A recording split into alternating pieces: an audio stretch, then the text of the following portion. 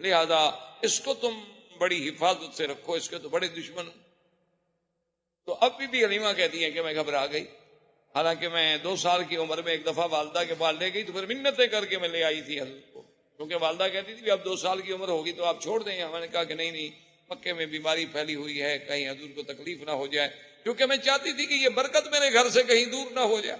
یہ رحمت میرے گھر سے کہیں نہ چلی جائے۔ تو اب میں اتنی گھبرا گئی کہ میں حضور صلی اللہ علیہ وسلم کو لے کے سیدھی بی بی آمنہ کے پاس آئی اور میں نے کہا بی بی اب آپ اپنے بچے کو سنبھالیں، میں اب بچے کی حفاظت نہیں کر سکتا۔ تو بی بی آمنہ نے فرمایا کہ حلیمہ کیا بات، تم تو منتیں کر کے لے گئی، تو ابھی تو چند ماہ بھی نہیں گزرے تم پھر خود آ گئی ہو دینے کے لیے، کیا تمہیں خطرہ ہے؟ اس نے کہا کہ اب بی بی میں آپ کو کیا بتاؤں، کچھ حالات ایسے دیکھے گئے ہیں، کچھ باتیں ایسی حضور کے ساتھ ہوئی ہیں، اور آپ کا سونا اٹھنا بیٹھنا، پھر کہنا کہ 2 آدمیوں نے میرا سینہ مبارک کھولا ہے، یہ ایسی باتیں ہیں کہ میں ڈر گئی ہوں کہ کہیں میں اس امانت کو سنبھال نہ سکوں۔ تو بی بی آمنہ نے کہا اچھا تم کہیں اس طرح اس لیے تو نہیں ڈر رہی ہو کہ آپ پر کوئی جن کا اثر ہو گیا؟ تو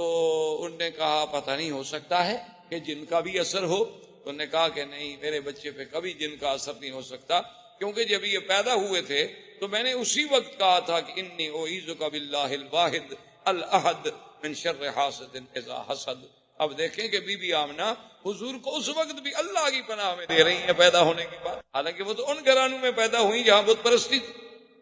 لیکن حضور صلی اللہ علیہ وسلم کی ولادت کا سلسلہ اور حضور کی برکات کی، انہوں نے کہا کہ ہاں میرے بچے پہ جن شن تو کوئی اثر نہیں کر سکتا، لیکن اگر تم گھبرا گئی ہو تو کوئی بات نہیں، چھوڑ۔ تو حضور صلی اللہ علیہ وسلم پھر اپنی ماں کے پاس آ گئے، اور اس کے بعد عبد المطلب ابھی زندہ تھے، اور کفالت جو تھی وہ عبد المطلب کی تھی، اور عبد المطلب مکے کے سردار، اور عبد المطلب کے لیے کعبۃ اللہ کے بالکل عین دروازے کے قریب بساط بچھائی جاتی تھی، یعنی آپ کے لیے جیسے آپ نے دیکھا نا عرب کا اب بھی رواج ہے کہ گھروں سے باہر مکانوں کے ایسے تھڑے بنے ہوتے ہیں، وہاں کپڑا بچھا دیں گے، سرانے رکھ دیں گے، پیچھے مجلس بنا بیٹھ جائیں، عرب کا اب بھی رواج۔ تو عبد المطلب کے لیے جو مجلس بنتی تھی وہ بالکل عین کعبۃ اللہ کی دیوار کے ساتھ اور کعبۃ اللہ کے دروازے کے قریب، وہاں آپ کے لیے مخملی کپڑے بچھائے جاتے، سرانے لگائے جاتے، گدے لگائے جاتے، کیونکہ سردار مکہ تو اس وقت عبد المطلب، سارے مکے پہ ان کی سرداری تھی، اور پھر سقایا اور خدمت حجاج، خدمت حجیج، یہ سارا نظام جو ہے عبد المطلب کے سپرد تھا، لہذا ان کا احترام جو ہے 2 جانب سے تھا، ایک کعبۃ اللہ کی نسبت سے اور ایک مکے کی سردار ہونے کی نسبت۔ اور جب وہ مجلس بچھا دی جاتی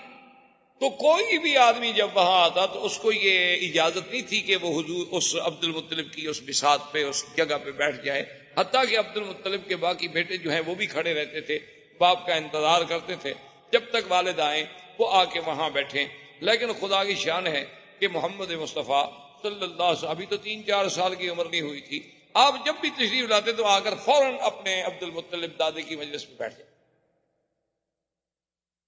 اور بھائی اگر روکتے بھی تو آپ ان کی توجہ نہ۔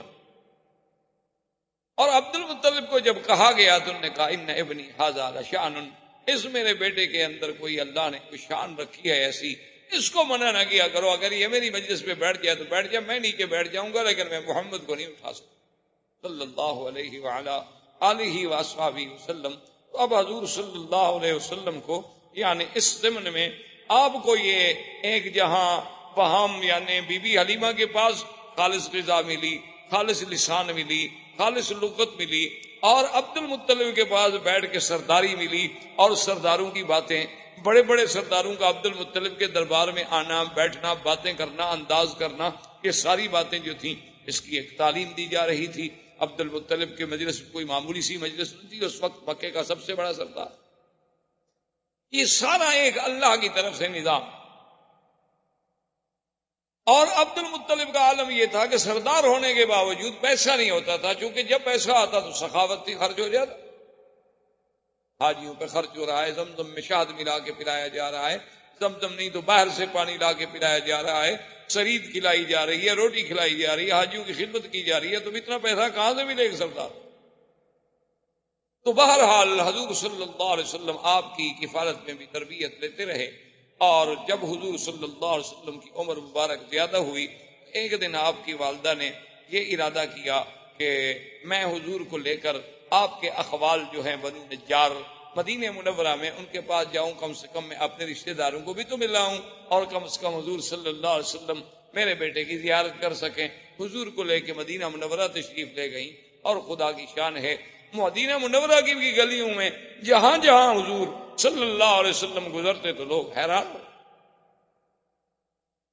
جو بھی دیکھتا حضور صلی اللہ علیہ وسلم کو حیران ہو جاتے۔ اسی سے شہرت اٹھی، اور شہرہ میں کچھ یہودی لوگ آئے، کچھ راہب آئے، انہوں نے آ کے حضور صلی اللہ علیہ وسلم کو دیکھا تو انہوں نے لوگوں سے کہا کہ نبی هذه الامہ، یہ اس امت کا نبی پیدا ہو گیا ہے، اور ایسی باتیں کرنے لگے کہ بی بی آمنہ کو اندیشہ ہو گیا کہ کہیں یہ حضور کو نقصان نہ پہنچا دے، تو بی بی صاحبہ ان کو لے کر واپسی کا انہوں نے جلدی سے سفر اختیار کیا۔ ابھی راستے میں مقام ابوا پہ تھیں کہ بی بی آمنہ فوت ہو، والد پہلے فوت ہو چکے۔ بعض روایات تاریخ میں یہ بھی ہے کہ بی بی آمنہ کو یہاں جنت المعلی میں دفن کیا گیا، اور بعض روایات تاریخ میں یہ بھی ہے کہ ان کو دفن تو کیا گیا مقام ابوا میں۔ ابوا جو ہے مکے اور مدینے کے راستے میں ایک جگہ ہے، لیکن سڑک سے ہٹ کر ہے، اندر پہاڑیوں میں ایک جگہ ہے اور کچا راستہ ہے۔ اور بعض علماء یہ لکھتے ہیں مورخین کہ ابوا میں دفن کیا گیا، وہاں سیل آئی یعنی پانی آیا بارشوں کا، تو قبر جو تھی وہ کھل گئی، تو پھر ان کو لا کر یہاں منتقل کر دیا گیا، جنت المعلی میں دفن کر دیا گیا۔ تو بعض لوگوں نے روایات کو یوں بھی جمع کیا ہے۔ بہرحال جمہور کی رائے یہ ہے کہ مقام ابوا پہ دفن کیا گیا، کیونکہ ایک دفعہ حضور صلی اللہ علیہ وسلم، ایک حدیث مبارک میں یہ بات موجود ہے کہ حضور نے فرمایا کہ میں نے اللہ سے بخشش کی دعا مانگی تھی، اس کی تو اجازت نہیں ملی، البتہ مجھے ماں کی قبر پہ جانے کی اجازت ملی، تو حضور صلی اللہ علیہ وسلم اس قبر پہ تشریف لے گئے۔ تو لہٰذا اگر وہ جنت المعلی میں منتقل ہو جاتی تو پھر وہاں حضور صلی اللہ علیہ وسلم کو جانے کی ضرورت نہیں۔ اب حضور صلی اللہ علیہ وسلم واپس مکے میں آئے۔ اب خدا کی شان دیکھیں کہ باپ تو پہلے فوت ہو چکے تھے، ابھی آپ پیدا نہیں ہوئے، ابھی 6-7 سال کی عمر ہے تو ماں بھی فوت ہو، اور کچھ عرصہ گزرا عبد المطلب بھی فوت ہو گئے۔ اب آپ کی کفالت جو ہے وہ ابو طالب کے پاس چلی۔ خدا کا نظام ایسا، اللہ نہیں چاہتے تھے کہ میرے بدنی پہ کسی کا سایہ رہے، اسی لیے بعض علماء لکھتے ہیں نا کہ اللہ نے حضور کو بغیر بے سایہ پیدا کیا۔ وہ سمجھتے ہیں کہ شاید دوسرا سایہ بھی نہیں تھا، یہ معنی نہیں، معنی یہ ہے کہ جیسے باپ کا ایک سایہ ہوتا ہے، ماں کا ایک سایہ ہوتا ہے، دادے کا ایک سایہ ہوتا ہے، کفالت کرنے والوں کا ایک سایہ ہوتا ہے، اللہ نے ان سب چیزوں سے حضور کو مستثنیٰ کر دیا۔ اللہ نے فرما دیا میرا بدنی ہم آپ کی خود حفاظت کریں۔ الم یجدک یتیما فآوا ووجدک ضالا فہدا۔ اللہ نے فرمایا کیا ہم نے آپ کو یتیم نہیں پایا، پھر ہم نے آپ کو خود ٹھکانا۔ تو اس طرح بھی اچھا، اگر فرض محال ایک شاگرد قابل ہو تو لوگ کہتے ہیں جی ان کا استاذ بڑا کام، تو اس کی لیاقت و صلاحیت استاد کی طرف جاتی ہے، اولاد کی باپ کی طرف جاتی ہے۔ اللہ نے فرمایا ہم اپنے نبی کی تربیت ہی خود کریں گے، جیسے انہوں نے فرمایا ادبنی ربی فاحسن تادیبی، مجھے تو ادب بھی میرے رب نے سکھایا، میرے اللہ نے میرے ادب کا انتظام کیا۔ یعنی آپ حیران ہوں گے کہ مکے میں طواف اریاں کرنا، مکے میں کسی کا اریاں ایک دوسرے کے سامنے غسل کرنا، یہ چیزیں عیب ہی نہیں سمجھی جاتی، یعنی یہ چیزیں عیب بھی نہیں سمجھی جاتی تھی، بالکل اس پر کے یہ مردانگی کی ایک علامت۔ تو ایک دفعہ حضور صلی اللہ علیہ وسلم ایک چاچے کی امداد کے لیے، بعض روایات میں ہے کہ زمزم کی کھدائی میں، اور ایک روایت میں ہے کہ کعبۃ اللہ کی تعمیر جب قریش کر رہے تھے تو حضور پتھر اٹھا رہے تھے، تو آپ کے چچا نے کہا کہ یا محمد صلی اللہ علیہ وسلم آپ کندھوں پہ پتھر رکھتے ہیں، آپ کو تکلیف ہوتی ہوگی، تو آپ چادر مبارک نکال لیں اور کندھے پہ رکھ دیں تاکہ آپ کو پتھر اٹھانے میں تکلیف نہ ہو۔ تو ابھی حضور پاک نے چادر مبارک کھولی فوراً آپ بے ہوش ہو گئے، حضور صلی اللہ علیہ وسلم پہ بے ہوشی طاری ہو گئی، اور اس کے بعد جب ہوش آیا تو آواز آئی کہ آپ اپنے آپ کو کبھی بغیر کپڑوں کا نہیں رکھ سکتے۔ تو اللہ پاک نے انتظام کر دیا کہ ساری دنیا اوریاں ہو سکتی ہے لیکن میرا بدنی محمد مصطفیٰ اوریاں نہیں ہو سکتا۔ یہ اوریانی تو شرف کے خلاف چیز ہے، اس کے لیے اللہ کے نبی کی شان تو ایسی نہیں، اور دنیا چاہے کچھ۔ اچھا، بعض لوگوں نے یہ بھی لکھا ہے کہ مکے والوں نے دراصل یہ ایک اپنی کمائی کے لیے بھی ایک ذریعہ بنایا تھا کہ انہوں نے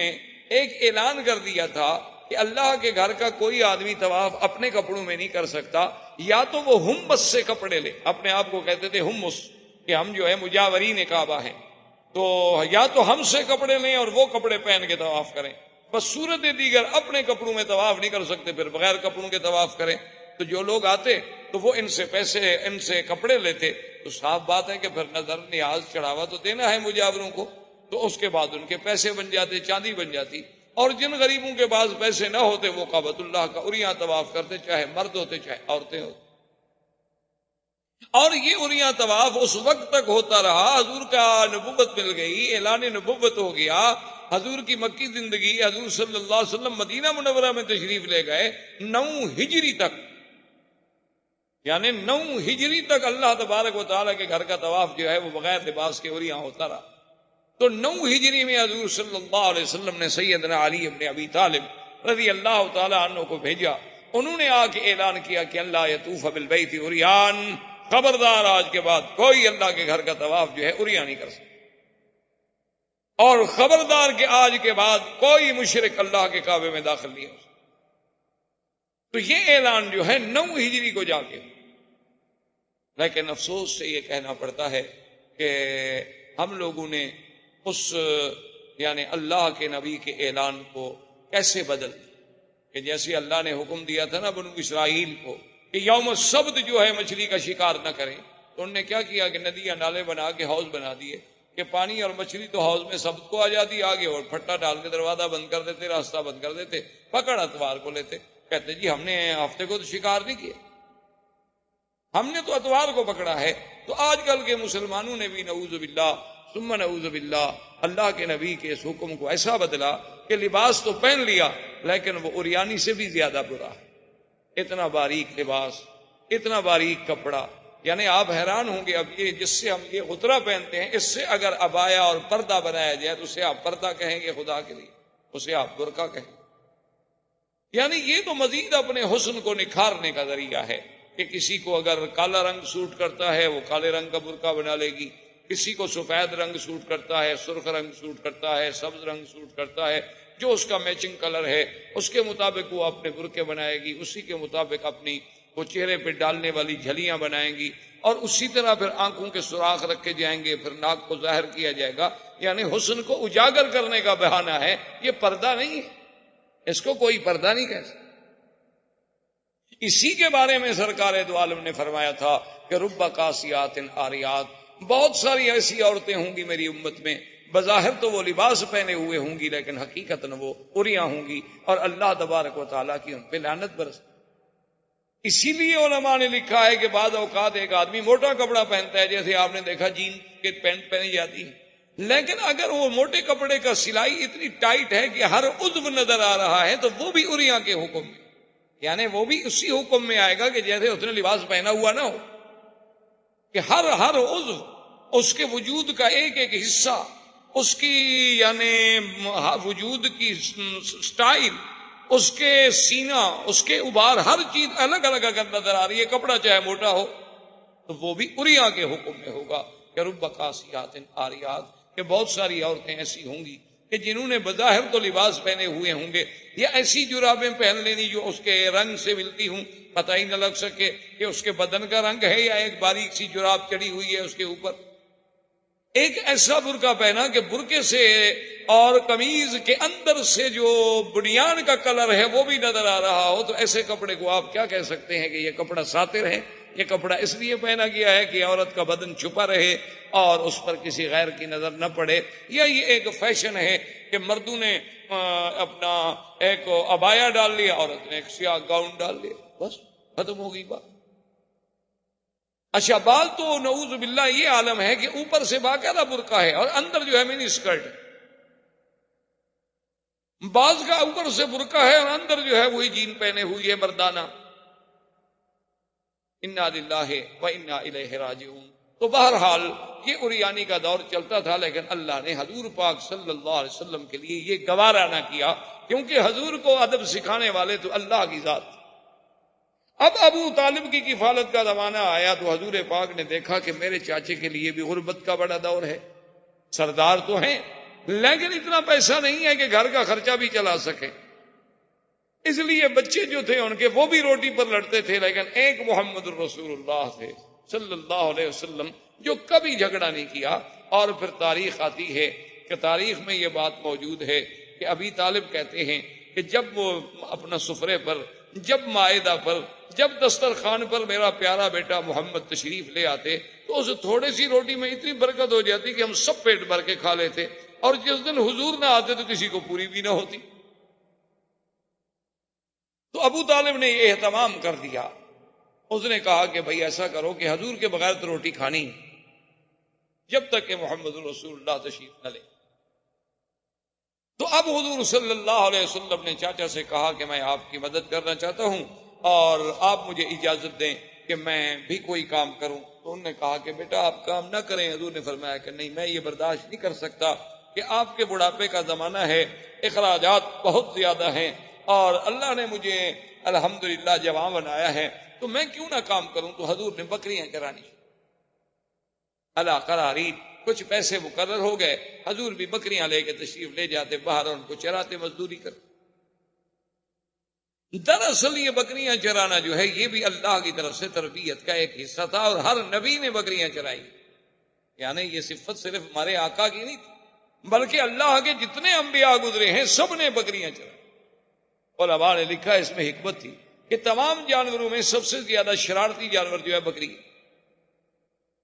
ایک منٹ میں پہاڑ پہ چڑھ جائے گی، ادھر بھاگ جائے گی، ادھر بھاگ جائے گی، ادھر بھاگ جائے گی. تو چرانے والے کے لیے ایک بہت بڑا امتحان ہوتا ہے. وہ لا رہا ہے، اچھا باقی جانور ایک دفعہ آپ بھانک دیں گے بس چل پڑیں گے، لیکن یہ ادھر بھاگ رہی ہے، ادھر بھاگ رہی ہے. اور اس لیے حضرت موسیٰ علیہ السلام کا ایک دفعہ آتا ہے نا کہ ایک بکری کے پیچھے بھاگتے بھاگتے بھاگتے جب غصے میں آئے تو اس سے بیعت مارا. تو اللہ نے کہا کہ موسیٰ میرے بندے بھی تو میری فرمان سے بھاگتے رہتے ہیں لیکن میں نے تو ان کو معاف کر دیتا ہوں، تو میں ایک بکری کو بھی معاف نہ کر سکتا. دیکھو میرے بندے بھی تو روزانہ میرے حکم سے کہاں بھاگتے ہیں. میں ادھر کہتا ہوں ادھر جاتے ہیں، میں مسجد کا کہتا ہوں ادھر چلے جاتے ہیں، میں قرآن کا کہتا ہوں وہ بائبل کی طرف جاتے ہیں، میں نماز کا کہتا ہوں تو وہ فلم دیکھنے چلے جاتے ہیں. لیکن پھر بھی میں نے ان کو کبھی ایسا تو نہیں مارا، کیونکہ اگر اللہ ہمارے جرم پہ ہمیں مارنے پہ آ جائے تو پھر تو ہم زمین پہ چل ہی نہیں سکتے.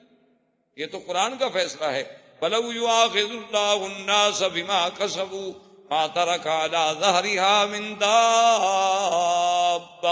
اللہ نے فرمایا کہ اگر ہم بندوں کو ان کے گناہوں پہ پکڑ لیں تو پھر اس زمین پہ کوئی چیز آپ کو چلتی ہوئی نظر نہ آئے. یہ تو اللہ کا کرم ہے کہ ہمارے لاکھوں گناہ معاف ہوتے ہیں، کسی ایک آدھے پہ تھوڑی بہت تنبیہ ہو جاتی ہے کہ ہماری اصلاح ہو. تو اس لیے بکریاں چرانے میں یہ بھی تربیت تھی کہ اچھا پھر بکریوں میں آپ نے دیکھا نا کئی قسمیں ہوتی ہیں، کوئی کالی ہے کوئی پیلی ہے، تو امت میں بھی تو کئی رنگ ہوں گے. بکریوں میں آپ نے دیکھا ہے کئی آہستہ چلنے والی، کوئی تیز چلنے والی، کوئی دوڑنے والی، کوئی چھوٹے قد والی، کوئی بڑے قد والی، کوئی زیادہ دودھ والی، کوئی کم دودھ والی. تو امت میں بھی تو ایسے اختلاف ہوتے ہیں. اللہ اپنے نبیوں سے امت کی تربیت کا کام لینا ہوتا ہے تو ان کو پہلے ایسے کام میں ڈالتے ہیں کہ انہیں تربیت کا انداز آ جائے. تو ایک دن حضور پاک صلی اللہ علیہ وسلم نے چونکہ کبھی گانا نہیں سنا، حضور صلی اللہ علیہ وسلم نے کبھی موسیقی نہیں سنی، حضور صلی اللہ علیہ وسلم نے کبھی جھوٹے قصے نہیں سنے، تو کبھی شادیوں پہ نہیں گئے. ایک دن قریش کی بڑی شادی تھی تو حضور نے اپنے ساتھی سے جو بکریاں چرانے میں شریک تھا اس سے کہا کہ بھائی اگر تم کل میری بکریاں سنبھال لو تو میں چاہتا ہوں کہ میں کم از کم یہ تو دیکھوں کہ مکے والوں کی شادی کا کیا طریقہ ہے، شادی پہ کیا ہوتا ہے، کیسے خوشیاں منائی جاتی ہیں، کیسے قصاص آتے ہیں، کیسے وہ قصے کرنے والے لوگ آتے ہیں، تو کم سے کم میں بھی کوئی شرکت کر سکوں. اس نے کہا ٹھیک ہے کل آپ کی بکریاں میں چرا لوں گا، کیونکہ رات کو تو جاگنا ہوتا ہے نا، رات جاگیں گے تو صبح تو سو جائیں گے، لازمی بات ہے. حضور فرماتے ہیں کہ میں آیا تو ابھی مجلس تیار ہو رہی تھی، ابھی کوئی قصہ وصہ کوئی کہانی شروع نہیں ہوئی تھی. فغلبنی النوم، حضور فرماتے ہیں مجھے اتنی نیند نے غلبہ کیا کہ میں سو گیا. فما افقت الا بعد حر الشمس، جب صبح سورج نکلا اور اس کی دھوپ آئی تو میں نیند سے اٹھا. اللہ نہیں چاہتے تھے کہ میرا بدنی جھوٹے قصے سنے، اللہ نے نیند سے، کیونکہ اللہ جب ادب سکھانے والے ہوں، اللہ جب تربیت دینے والے ہوں تو پھر تربیت میں کیسے نقص آ سکتا. حضور پاک نے پھر دوسری رات پھر انتظام کیا کہ بھئی پچھلی رات اتفاق ہے شاید نیند آ گئی، آج رات تو میں بالکل نہیں سوؤں گا نا، آج تو بالکل، آج حضور تیار ہو کے آئے، لیکن کہتے ہیں فغلبنی النوم،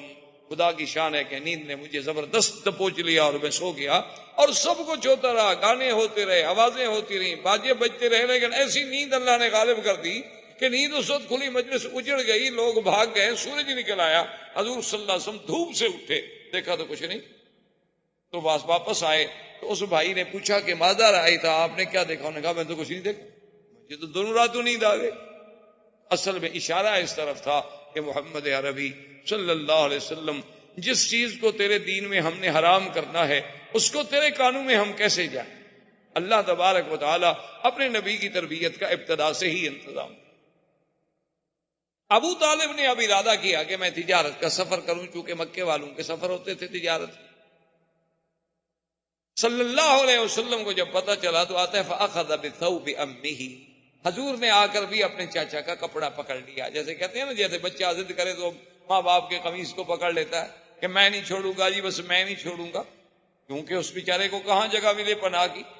تو حضور صلی اللہ علیہ وسلم اخذ بثوب امه، اپنے چاچے کے کپڑے کو پکڑ لیا، کہنے لگے کہ مجھے بھی آپ ساتھ لے جائیں۔ انہوں نے کہا اب سفر ہے، شام تک جانا ہے، اتنا طویل سفر ہے اونٹوں کا، میں تو آپ کی وجہ سے آپ کو نہیں لے جا رہا کہ آپ کو تکلیف ہوگی۔ انہوں نے کہا میں نہیں چاہتا کہ آپ اکیلے جب میں ضرور جاؤں۔ فرضی ابو طالب بھی راضی ہو گئے، کہا چلے۔ جب ابو طالب آپ کو قافلے میں لے کے چلے، اور قافلہ تو خوب شام، یعنی شام کے قریب پہنچا، جہاں سے شام کی ابتدا شروع ہو جاتی ہے، یعنی نشانیاں، علامات، امارات شروع ہو جاتی ہیں، تو وہاں ایک دیر تھا، دیر کہتے ہیں سومیا، جسے آپ کہہ لیں مندر یا عیسائیوں کا گرجا، یہ سبا میں ہوتے ہیں، آپ نے دیکھے ہیں ہر ملک میں، اب تو ہر جگہ ہے، عیسائیوں کے مثلاً ہندوؤں کے مندر کہلاتے ہیں، عیسائیوں کے کلیسا یا گرجا کہلاتے ہیں۔ اللہ کی شان ہے، ویسے اردو میں نام اس کا بڑا عجیب ہے، گر جا، یعنی آپ اس کو ذرا آرام سے پڑھیں نا، گر جا۔ ویسے اللہ کی رحمت سے اب گر بھی رہے ہیں، ہزاروں ایسے ہیں جو بک گئے اور اس میں مسلمانوں کی مسجدیں مدرسے قائم ہو گئے۔ تو گر جانے کا معنی یہ تو نہیں ہوتا کہ حقیقت عبارت گر جائے، جب بدل گئی تو گویا گر گئی، اس کی بات تو ختم ہو گئی۔ تو بہرحال یہ ایک یعنی لطیفہ ہے کہ بعض آدمی کا نام ایسے ہوتا ہے نا جی، جیسے وہ ہمارے خواجہ صاحب تھے نا، وہ فوت ہو گئے، خواجہ محمد، یا زندہ ہیں، اللہ کرے زندہ ہوں، جماعت اسلامی کے خواجہ طفیل بہت پرانے لیڈر ہیں۔ تو وہ ہمارے ایک ساتھی تھے، تو وہ جب ان کی بات ہوتی نا تو الیکشن میں ان کا مقابلہ، آپس میں ایک دوسرے کے مقابلے میں کھڑے، تو وہ کہتے نا کہ خواجہ تو فیل، یعنی طفیل جلدی سے کہیں تو پھر تو طفیل بنے گا، اگر ایسا کہیں تو فیل، تمہارے تو نام میں فیل ہے، تم نے کیا جیتنا ہے، تو فیل۔ تو اس لیے بعض چیزیں ایسی ہوتی ہیں کہ جن کی ادائیگی میں حروف سے ترجمے بگڑ جاتے ہیں اور معنی بدل جاتے ہیں۔ بہر صورت تو وہ جناب جب دیر میں پہنچے تو وہاں ایک راہب تھا، اور وہ کبھی اس دیر سے، اس سومیا سے، اس کلیسا سے باہر، اب یہ پہلی دفعہ تھی ابو طالب کے دور میں، جب یہ سفر پہ گئے تو ان کی زندگی میں یہ پہلا واقعہ تھا، یعنی اس سے پہلے کبھی ایسا نہیں ہوا کہ وہ راہب جو ہے وہ باہر نکلا ہو، لیکن وہ راہب باہر بھی آیا، اور آنے کے بعد اس نے یہ بھی کیا کہ اعلان کیا کہ بھئی تمام مکے کا جو قافلہ ہے ان سب کو میری طرف سے دعوت۔ ابو طالب حیران کہ یہ تو راہب کبھی باہر نہیں آیا اور آج ہمیں دعوتیں ہو رہی ہیں، بات کیا ہے؟ اور راہب نے اپنے سب چھوٹے چھوٹے جو اس کے تھے نا نیچے کام کرنے والے چھوٹے چھوٹے راہب، تو ان کو کہا کہ بھئی اعلیٰ سے اعلیٰ کھانے کا انتظام کرو، اور اتنا کھانے کا انتظام کرو کہ پورے قافلے کو کھلاؤ، اور ہر آنے جانے والے کو، گزرنے والے کو، بستی والوں کو، سب کو کھلاؤ، اور کسی چیز کی کمی نہیں ہونی چاہیے، اور خود کھڑے ہو کے نگرانی کرو۔ کھانے کا انتظام ہو گیا بڑی لمبی تفصیل میں۔ اب جناب جب کھانے کا وقت آ گیا تو راہب ایک ایک کو غور سے دیکھ رہا ہے، اور اس کے بعد اس نے پوچھا ابو طالب سے کہ حل ترک تم احدن، کسی کو چھوڑ کے آئے ہو، کوئی بندہ رہ تو نہیں گیا؟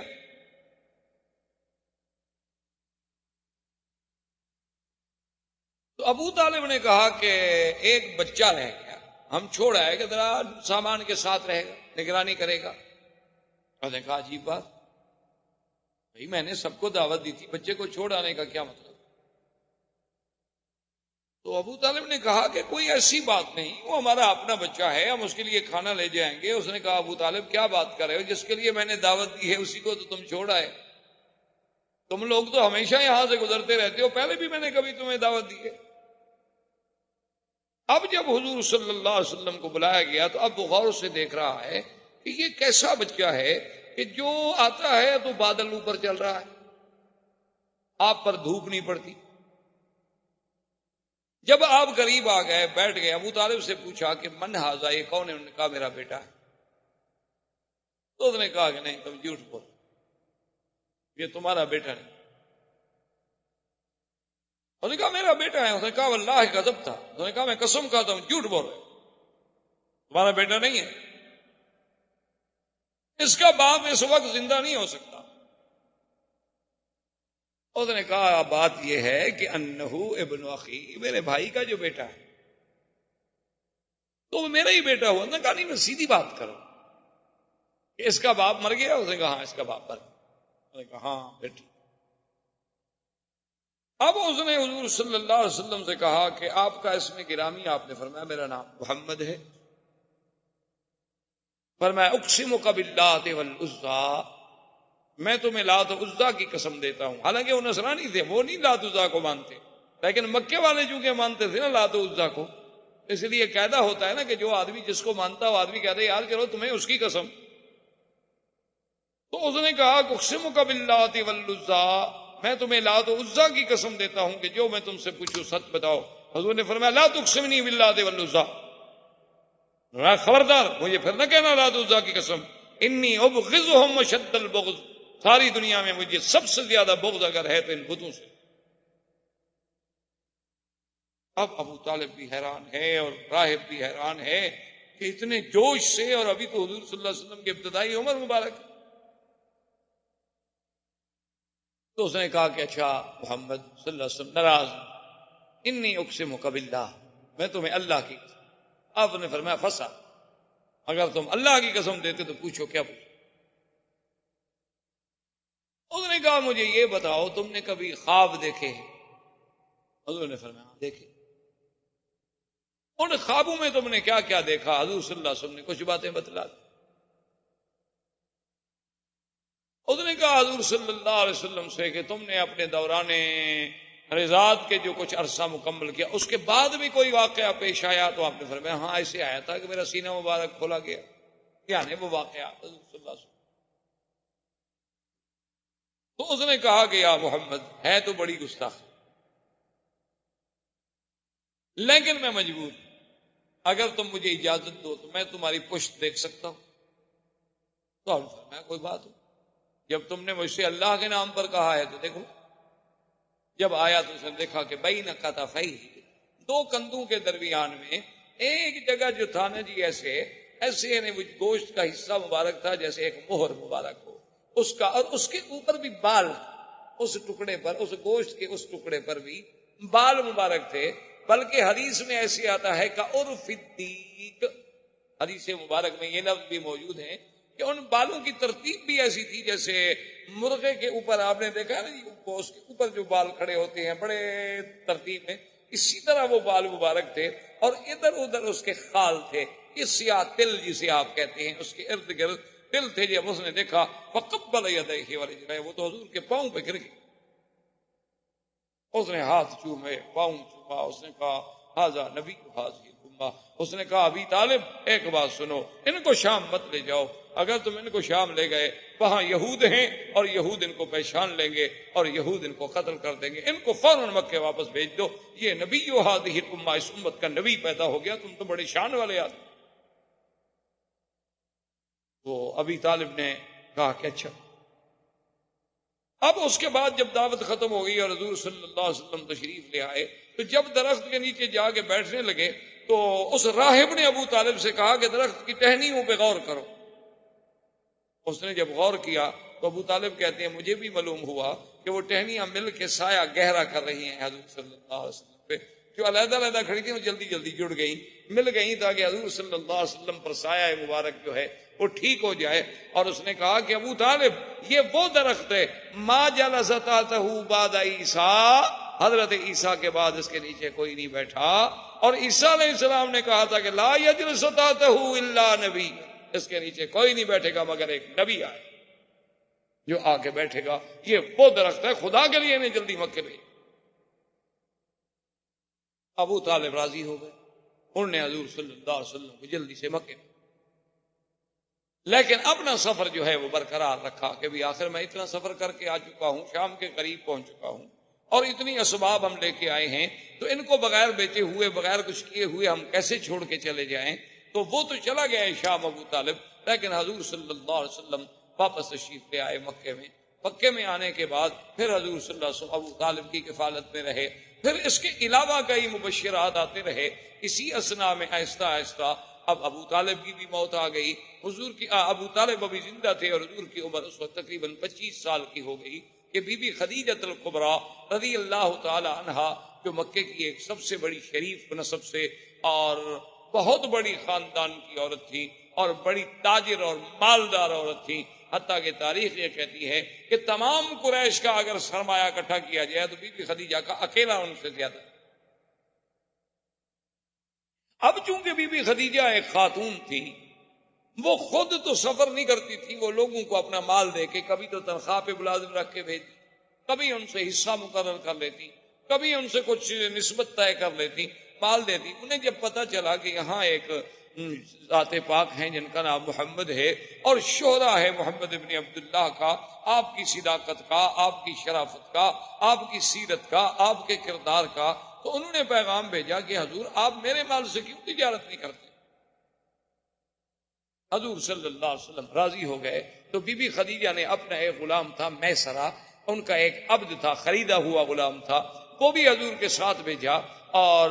میسرہ کو بھی مال دیا، حضور پاک کو بھی مال دیا، اور میسرہ کی ذمہ داری لگائی کہ تم نے حفاظت بھی کرنی ہے اور ساتھ بھی رہنا۔ اب حضور صلی اللہ علیہ وسلم مال لے کے شام کی طرف چل پڑے۔ میسرہ کہتا ہے کہ واللہ خدا کی قسم ہے میں نے ایسا خلق تو کبھی نہیں دیکھا تھا قریش،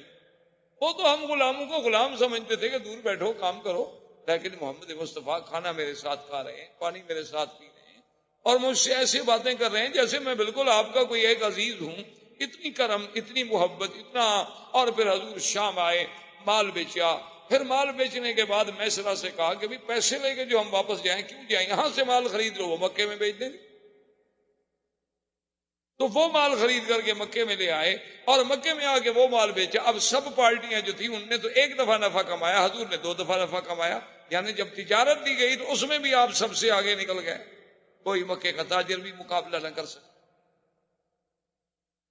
بی بی خدیجہ کو جب پتہ چلا کہ ایک آدمی نے کبھی تجارت نہیں کی اور وہ اتنی جلدی کیسے اس مقام پہ پہنچ گیا کہ سب تجارت کے تجربہ کار جو تھے وہ پیچھے رہ گئے، اس نے میسرہ کو بلایا، اس نے کہا میسرہ یہ کیسے؟ اس نے کہا بی بی کیا پوچھتی ہیں، یہ تو کوئی شان والا آدمی ہے، راستے میں ہم گئے تو راہب نے یہ کہا، میں نے تو ان کو کبھی نہیں دیکھا کہ دھوپ میں جائیں اور اوپر بادل سایہ نہ کرے، میں نے تو کبھی نہیں دیکھا کہ اگر 20 آدمی بیٹھے ہیں، حضور ایسی جگہ بیٹھے ہیں جہاں درخت کا سایہ نہیں، سایہ اسی طرف چلا جاتا ہے جس طرف یہ بیٹھے ہوں، میں نے تو یہ دیکھا اور میں نے یہ دیکھا اور میں نے یہ دیکھا۔ بی بی خدیجہ تو حیران ہو۔ اب بی بی خدیجہ کے دل میں ایک تڑپ پیدا ہوئی کہ کہیں ایسا کیوں نہ ہو جائے کہ میں شادی کر لوں۔ حالانکہ اب ورنہ بی بی خدیجہ کو شادی کرنے کا کوئی ایسا خواہش نہیں تھی، بڑے بڑے سرداروں نے کہا تھا، بی بی نہیں مانی، لیکن اب ان کے دل میں ایک تمنا پیدا ہو۔ اسی لیے علماء نے لکھا ہے کہ مرد تو بڑے دانا اللہ پیدا کرتے ہیں، بہت دانا پیدا ہوتے ہیں اور ہوتے رہیں گے انشاءاللہ، لیکن عورتوں میں بہت قلیل دانا پیدا ہوئے۔ انہوں نے کہا ایک ان میں خدیجہ تھی، اور جس نے حضور صلی اللہ علیہ وسلم کو پہچان لی، اور ایک ان میں بی بی تھی حضرت شعیب کی بیٹی کہ جس نے موسیٰ علیہ السلام کو دیکھ کے پہچان لی۔ انہوں نے کہا اللہ نے ان لڑکیوں کو ایسی ذکاوت دی تھی، ایسا فہم دیا تھا، ایسا مقام دیا تھا کہ اس نے بھی موسیٰ علیہ السلام کو دیکھا تو وہ تاڑ گئی کہ یہ نبی ہے، یہ کوئی عام بندہ نہیں، اور بی بی خدیجہ بھی پہچان گئی۔ تو ایسے تاریخ میں لوگ جو ہیں بہت کم پیدا ہوئے، جیسے بی بی آسیہ تھی، جیسے بی بی مریم تھی، جیسے اخت موسیٰ علیہ الصلوۃ والسلام تھی. تو یہ اس قسم کی ذہین عورتیں بھی تاریخ میں بہت کم پیدا ہوئی. ان میں ایک سیدہ خدیجہ رضی اللہ تعالیٰ عنہ. تو بی بی خدیجہ رضی اللہ تعالیٰ عنہ نے ایک عورت تھی، اس کا نام تھا نفیسہ. اس کو بھیجا کہ بھئی تم جا کر ایسے حالات پیدا کرو کہ اللہ کے نبی محمد مصطفیٰ میرے ساتھ شادی کر لیں. جیسے لوگ ہوتے ہیں نا جی، عورتیں جاتی ہیں شادی کرانے کے لیے، پیغام لے کے جاتی ہیں، وہ نفیسہ اس قسم کی عورتوں میں سے تھی. تو وہ آئی حضور صلی اللہ علیہ وسلم کی خدمت میں، اور آ کر اس نے عرض کیا کہ یا محمد هل ترغب فی الزواج، کیا تم شادی کرنا چاہتے؟ جوان آدمی ہو ماشاءاللہ، اتنا اللہ نے تمہیں صحت دی ہے، قوت دی ہے، شادی کیوں نہیں کرتے آپ؟ آپ نے فرمایا کہ نفیسہ شادی تو میں کرنا چاہتا ہوں، لیکن سوال یہ ہے کہ کس چیز سے شادی کروں؟ میرے پاس تو کوئی پیسہ نہیں، دولت نہیں، اور بغیر دولت کے پیسے کی شادی کیسے ہو؟ شادی کے لیے تو آخر پیسہ چاہیے، خرچ چاہیے، گھر چاہیے، میرے پاس تو کچھ نہیں. میں تو خود ابو طالب کی کفالت میں ہوں، چاچے کی کفالت میں ہوں، اور اگر میں کچھ کماتا ہوں تو اپنے چاچے کی مدد کر دیتا ہوں. اس نے کہا کہ هل ترغب فی المال والجمال والنسب. انہوں نے کہا کہ محمد مصطفیٰ صلی اللہ علیہ وسلم، کیا آپ چاہتے ہیں کہ میں ایک ایسی عورت جس میں جمال بھی ہو، مال بھی ہو، اور نسب بھی، تینوں چیزیں جمع؟ کہ بعض عورتیں جو ہیں جمال تو بڑا ہوتا ہے، خوبصورتی بڑی ہے، لیکن خاندان اچھا نہیں. بعض ایسی لڑکیاں ہوتی ہیں کہ خاندان بہت اچھا ہے لیکن بیچاری خوبصورت نہیں. بعض ایسی ہوتی ہیں کہ مال ہی کوئی نہیں، خوبصورت بھی ہے، خاندان بھی اچھا ہے، لیکن کوئی مال نہیں، کوئی آدمی شادی کرنا نہیں چاہتا. نے کہا کہ جب تینوں صفتیں جمع ہو جائیں تو حل ترغب. تو آپ نے فرمایا کہ ہاں، پھر کس کی رغبت نہیں ہوگی؟ میری بھی رغبت ہے اگر کوئی ایسی عورت ہو. کون؟ من آدھی، کون ایسی عورت ہے جس میں یہ تینوں صفتیں ہیں؟ اس نے کہا محمد رسول اللہ، میں آپ سے چھپانا نہیں چاہتی، یہ خدیجہ، وہ خدیجہ. نے کہا کیا کہتی ہے نفیسہ؟ اینا خدیجہ، خدیجہ کہاں ہم سے شادی کرے؟ اس کو تو بڑے بڑے صنادید نے، بڑے بڑے رؤسائے قریش نے شادی کے پیغام بھیجے ہیں، اس نے سب کا رد کر دیا ہے. تو اب وہ ایک یتیم سے، میرا باپ فوت ہو گئے، میری ماں فوت ہو گئی، میرا دادا فوت ہو گیا، میں خود ابھی طالب کی کفالت میں ہوں، تو خدیجہ میرے ساتھ شادی کیسے کرے گی؟ تو اس نے کہا کہ حضور اگر آپ اس بات کو اپنی ذات تک محدود رکھیں تو مجھے تو خود خدیجہ نے ہی بھیجا ہے. تو آپ نے فرمایا کہ اچھا پھر میں راضی ہوں. تو جب نفیسہ نے آ کے خدیجہ کو پیغام دیا نا حضور کی رضا کا، تو بی بی خدیجہ کہتی ہیں میرے لیے اس سے بڑا خوشی کا دن کوئی نہیں تھا، کیونکہ پہلے میں حالات تو سن چکی اور میں ساری علامات سے کسی نتیجے پر تو پہنچ چکی تھی کہ یہ کوئی نرالی شان والا بیٹا بچہ ہے، جوان ہے. تو بی بی خدیجہ راضی ہوئی. حضور صلی اللہ علیہ وسلم ابو طالب اپنے چچا اور سیدنا حمزہ رضی اللہ تعالی عنہ کو لے کر تشریف لے آئے بی بی خدیجہ کے پاس. تو بی بی خدیجہ نے ورقہ ابن نوفل، عمر بن اسد بن عزہ جو اس کے قریبی رشتے دار تھے، ان کو بلایا. تو حضور صلی اللہ علیہ وسلم کا نکاح ہوا اور خطبہ پڑھا ابی طالب. خطبہ نکاح جو ہے وہ ابو طالب نے پڑھا، اور اس کے بعد جو دوسرا خطبہ ہے پھر وہ ورقہ ابن نوفل نے پڑھا تعریف کے لیے. یعنی خطبہ نکاح تو پڑھ لیا ابو طالب، گواہ موجود تھے، لیکن ورقہ ابن نوفل نے پھر تعریف محمد رسول اللہ صلی اللہ علیہ وعلا آلہ واصحابہ وسلم تسلیما کثیرا کثیرا کی شان میں خطبہ پڑھا کہ یہ بچہ جو ہے، یہ نوجوان جو ہے، اس کی کوئی نرالی شان ہے، اس میں ہم نے یہ وصف دیکھی، یہ وصف دیکھی. اور اس نے کہا خدیجہ میری رائے میں، میری تحقیق میں اس وقت دنیا کی سب سے زیادہ خوش قسمت اگر کوئی خاتون ہے تو تم ہو کہ آج تمہاری قسمت میں محمد رسول اللہ ہے صلی اللہ علیہ وسلم. اس وقت حضور کی عمر مبارک 25 سال تھی اور بی بی خدیجہ کی عمر 40، اور آپ سے پہلے وہ 2 شوہروں سے شادی کر چکے.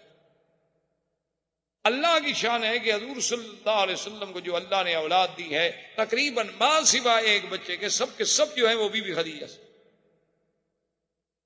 حضور صلی اللہ علیہ وسلم کے بیٹے جو بی بی خدیجہ سے پیدا ہوئے عبداللہ، پہلا بچہ جو پیدا اس کا نام تھا القاسم. دوسرا بیٹا جو پیدا ہوا اس کا نام تھا عبداللہ. بعض لوگوں کو بڑی غلطی لگتی ہے، وہ کہتے ہیں حضور کے بیٹوں کا نام شاید طیب بھی تھا اور طاہر بھی تھا. یہ طیب طاہر آپ کے بیٹوں کا نام نہیں تھا.